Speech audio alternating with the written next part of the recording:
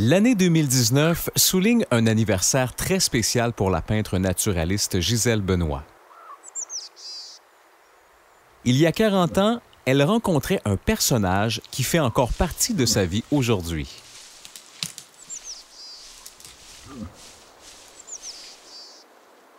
La passion de Gisèle pour l'orignal est aussi vive qu'au premier jour.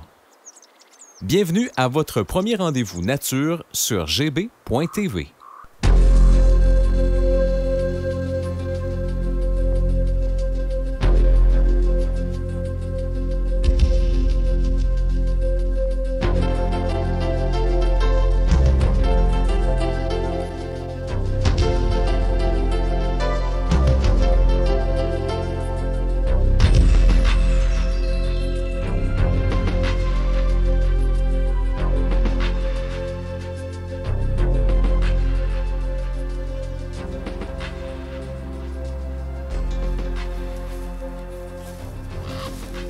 C'est l'automne, la saison des amours du roi de nos forêts, le moment idéal pour l'observer.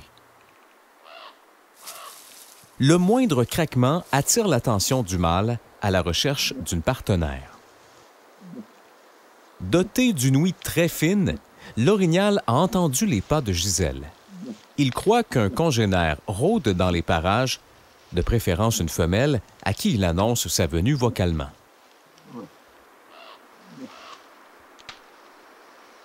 Le poste de guet de la naturaliste étant en surplomb, il ne flaire pas son odeur.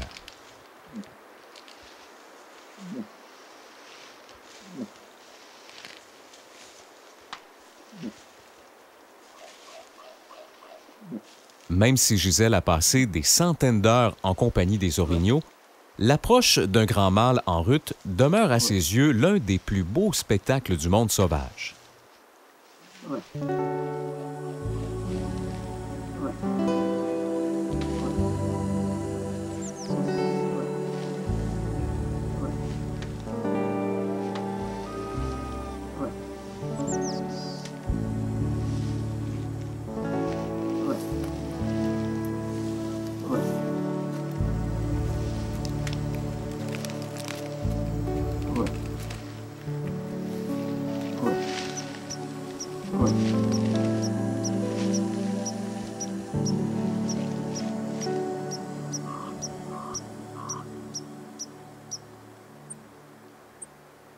Dès que l'odeur humaine lui parvient, l'orignal s'inquiète et comprend sa méprise.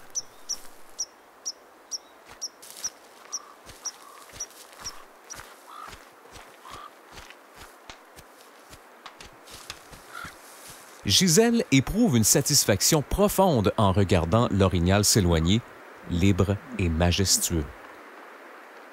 Elle sait qu'il pourra transmettre ses gènes, poursuivre sa vie et jouer son rôle dans l'écosystème. D'autres gens auront peut-être le privilège de l'admirer dans son milieu naturel.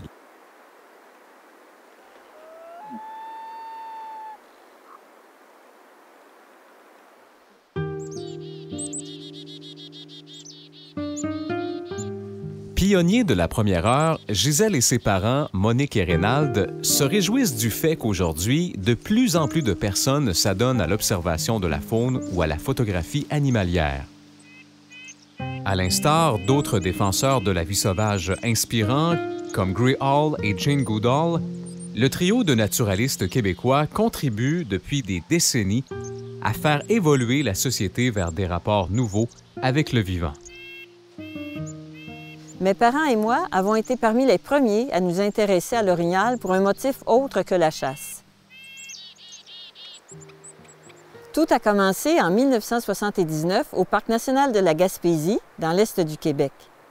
Nous étions venus pour y observer les caribous, mais finalement, tous les trois avons eu un coup de cœur pour l'élan d'Amérique. Pourquoi?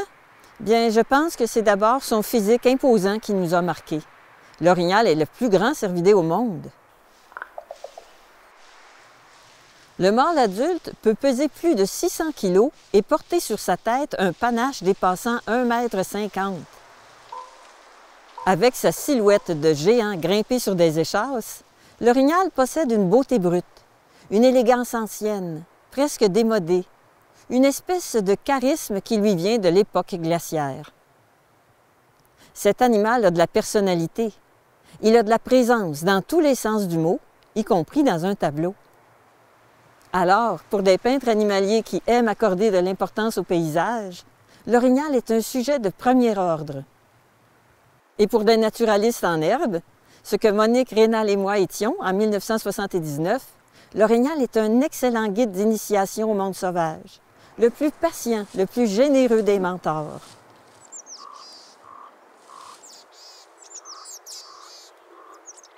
À l'époque, on ne connaissait à peu près rien de l'orignal, à part les croyances et les mythes populaires érigés en certitude.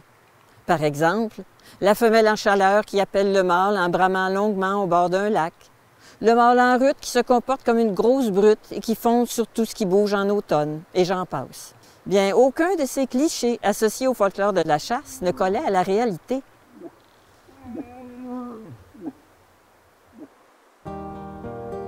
L'intérêt des Benoît pour l'orignal était au départ une quête artistique, mais confronté à tant de mystères, les naturalistes lui donnèrent rapidement un tournant plus scientifique. Ils voulaient tout connaître, tout apprendre sur le roi de nos forêts. Au début des années 80, Reynald documenta les premières observations du trio avec une caméra Super 8. Poussée par sa passion, Gisèle entra lentement dans le monde des orignaux. Des moments magiques dont témoignent les archives de la famille Benoît.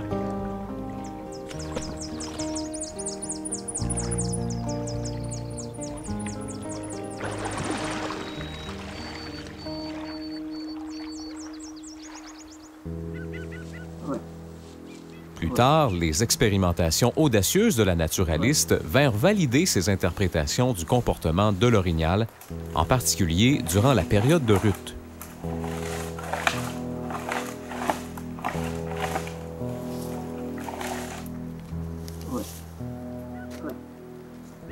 Après avoir communiqué avec eux en imitant leurs vocalises, Gisèle se coiffa d'un faux panache pour aller encore plus loin.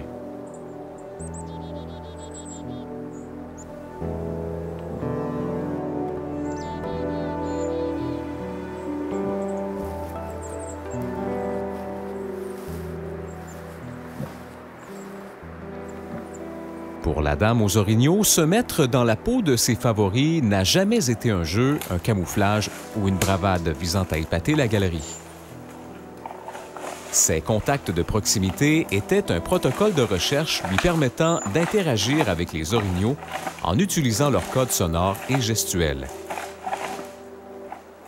Sans l'appui des images de Reynald, personne n'aurait pris les Benoît au sérieux tellement leurs travaux venaient bousculer les idées reçues.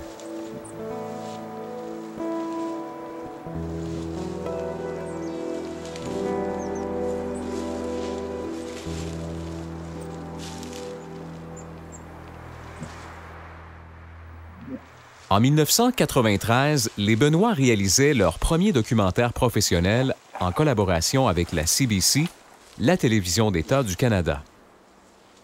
In the Company of Moose a été télédiffusé en primeur dans le cadre de la populaire émission de David Suzuki, The Nature of Things. Des autodidactes en éthologie ne pouvaient espérer une reconnaissance plus spectaculaire.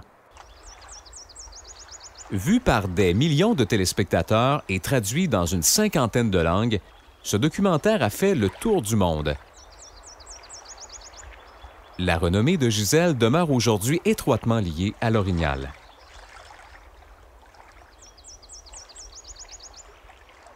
Nos études sur le comportement des orignaux sont terminées et nous nous contentons aujourd'hui de les regarder vivre. Leur seule présence nous comble. Monique et moi continuons à les peindre et Rénal les filme dès qu'il en a l'occasion. Évidemment, il n'est pas nécessaire de suivre notre parcours et d'aller très proche de la grande faune pour avoir du plaisir à l'observer. Le simple fait d'être sur leur territoire permet une immersion beaucoup plus large dans le monde sauvage. D'ailleurs, la valeur d'une randonnée d'observation ne dépend pas uniquement de la majesté des sujets que l'on voit. C'est la manière dont on regarde la moindre petite chose qui compte.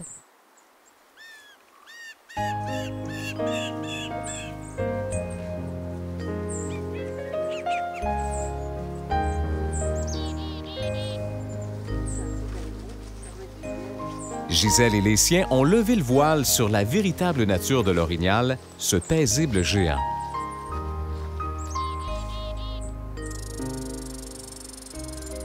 Mais pour eux, encore trop de gens associent la faune aux seules activités traditionnelles de chasse et de piégeage.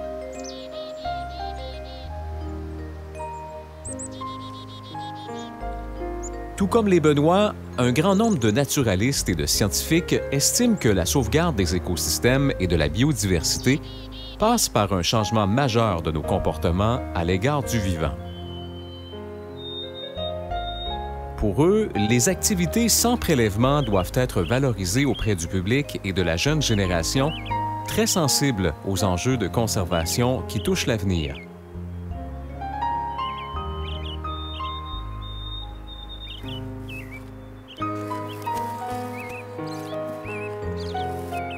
Le Fonds mondial pour la nature dresse un bilan alarmant.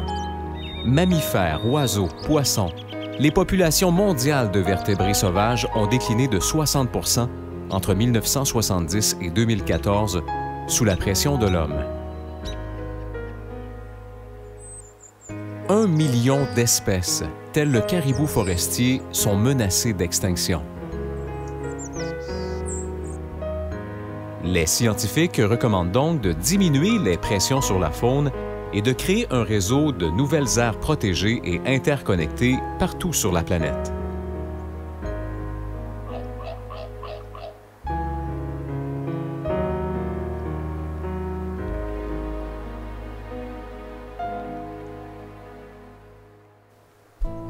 Quand les activités sans prélèvement faunique respectent les règles en matière d'éthique, elles contribuent à la sensibilisation du public et encouragent la création d'aires protégées.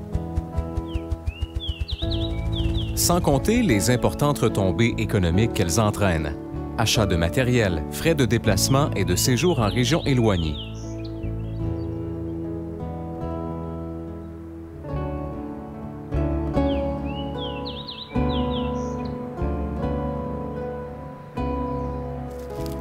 Comme le disait Gray Hall, ma carabine, à présent, c'est le Kodak. Un genre de sport plus amusant que l'autre et joliment plus difficile.